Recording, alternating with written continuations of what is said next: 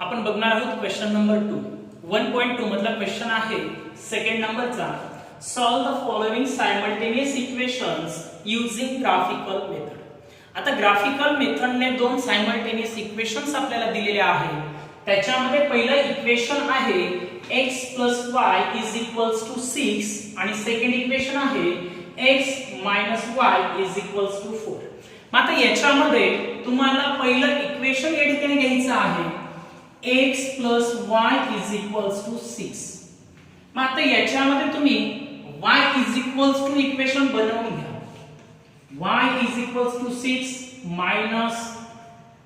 x हा positive ऑपोजिटला negative झाला आणि आपल्याला इक्वेशन मिळालं y 6 x।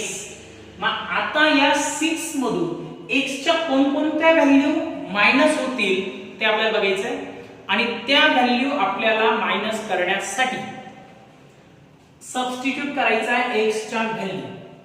मग पहिली तुम्ही 6 मधून काय मायनस होऊ शकतं तर पहिले 1 मायनस होऊ शकतं। टेकिंग x 1 मग आता x च्या जागेवर 1 सबस्टिट्यूट करू y 6 minus 1 y 5। पण जेव्हा x ची व्हॅल्यू 1 असेल तेव्हा y ची व्हॅल्यू 5 असेल। परत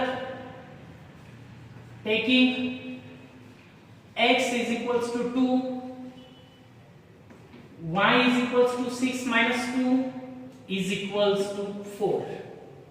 परत तुम्ही घेऊ शकता टेकिंग x 3 मग इथे y 6 x च्या जागेवर -3 तुमचा टेबल या ठिकाणी कंप्लीट झाला। x y x y आता याच्यामध्ये बघा कमीत कमी 3 व्हॅल्यू या ठिकाणी घ्यायच्या असतात।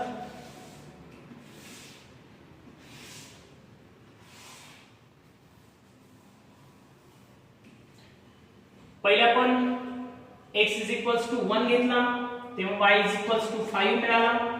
कोऑर्डिनेट तयार झाले 1, 5।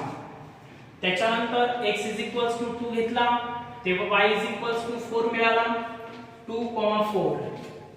नंतर x 3 घेतला तेव्हा y पण 3 मिळाला म्हणजे 3, 3। या ठिकाणी हा जो टेबल आहे तो कंप्लीट झालेला आहे। आता दुसऱ्या इक्वेशनचा टेबल आपण या ठिकाणी बनवणार आहोत।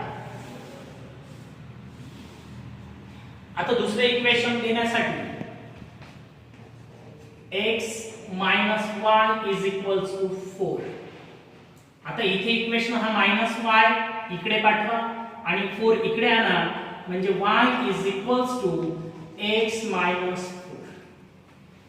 x 4। मग आता x ची कोणतीही व्हॅल्यू तुम्ही घेऊ शकता, पण व्हॅल्यू घेताना एक लक्षात ठेवा तुम्ही 100 पण घेतलं तरी चालेल 100 घेतलं तरी चालेल, पण मात्र तुमच्या ग्राफ बुक मध्ये 100 तुम्हाला दिसणार नाही। म्हणून आपल्या ग्राफ बुक मध्ये कोणता अंक शेवटचा आहे कोणता नंबर लास्टला आहे त्याच्यापेक्षा मधला अंक त्या ठिकाणी तुम्ही यूज करायचा। आता या ठिकाणी आपण टेकिंग x 0 घेतला मग x ची व्हॅल्यू जर 0 घेतली तर x च्या जागेवर 0 आपण सबस्टिट्यूट केली y 0, -4 -4। मग जर x ची व्हॅल्यू 0 असेल तर y ची व्हॅल्यू -4 येते। नंतर टेकिंग x 1 घेतला आपण तर y 1 - 4 -3। नंतर टेकिंग x 2 घेतला तर y 2 - 4 -2। आणि या ठिकाणी या इक्वेशनचा आपण टेबल बनवणार आहोत x y x y। आता यात बघा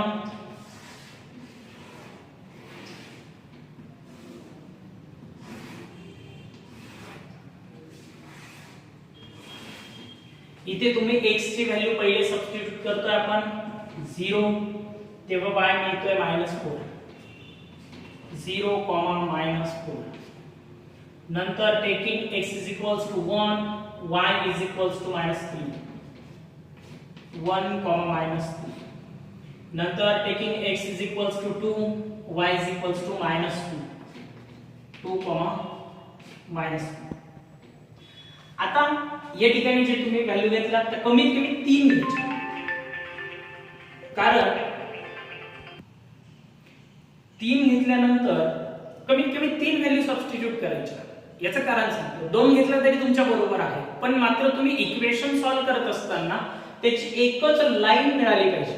सिंगल लाईन जर मिळत नसेल, तुमचे पॉइंट जर असे येत असतील, पहिला इथे, दुसरा इथे, तिसरा इथे, मग तुमची लाईन तयार होत नाही, म्हणजे हे चुकीचं आहे. म्हणजे तुम्हाला नेमकं कळत नाही की नेमकं आपलं चुकलं की बरोबर आहे. पण मात्र तुम्ही ज्या वेळेस 3 व्हॅल्यू घेणार आहात, तर तुम्हाला ते 3 जे पॉइंट आहेत कोऑर्डिनेट ते तुम्हाला लिनियर मिळतील, म्हणजे एका सरळ रेषेमध्ये मिळतील. जर एका सरळ रेषेमध्ये तुमचे 3 पॉइंट आले नाही, तर तुमची घेतलेली व्हॅल्यू एक तर रॉंग असेल, एक तर तुम्हाला मिळालेली व्हॅल्यू रॉंग असेल. मग या ठिकाणी तुम्हाला कमीत कमी 3 व्हॅल्यू सबस्टिट्यूट करायच्या. चौथी केली तरी हरकत नाही, पण जास्त वेळ वाया घालवण्यापेक्षा 3 व्हॅल्यू घ्यायच्या आणि त्या सबस्टिट्यूट करायच्या. मग याच्यामध्ये आपण पहिले इक्वेशन घेतलं होतं x + y = 6.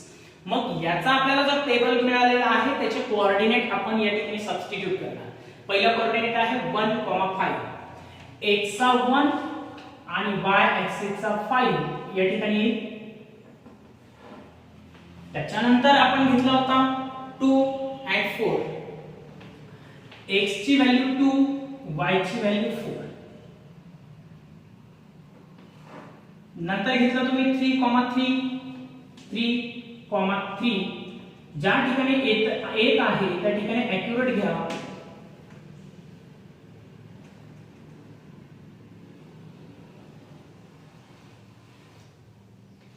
आणि ही लाईन व्यवस्थित घ्या. ही लाईन झाल्यानंतर तुम्ही नेमकं कोणतं इक्वेशनचा यूज केला. x + y = 6 घेतला, इक्वेशन लिहून ठेवायचं. x + y = 6. हा झाला तुमचा पहिल्या इक्वेशनचा पहिल्या चार्ट वरून मिळालेला रेषा. पण दुसरी आपण घेणार आहोत, सेकंड आहे x - y = 4. त्याचे कोऑर्डिनेट आपल्याकडे आहे. x = 0, y = -4. मग x चा 0 इथे, y चा 4 इथे. त्याच्यानंतर 1, -3. हा 1, हा -3. त्याच्यानंतर 2, -2. हा 2, हा -2. आणि व्यवस्थित पद्धतीने एका सरळ रेषेमध्ये तुम्ही रेषा घ्यायची आहे, एक लाईन घ्यायची आहे आणि इक्वेशन होतं x - y = 4. आता याच्यामध्ये दोघं लाईन एकमेकांना कुठे इंटरसेक्ट झाले तो पॉइंट घ्यायचा आहे.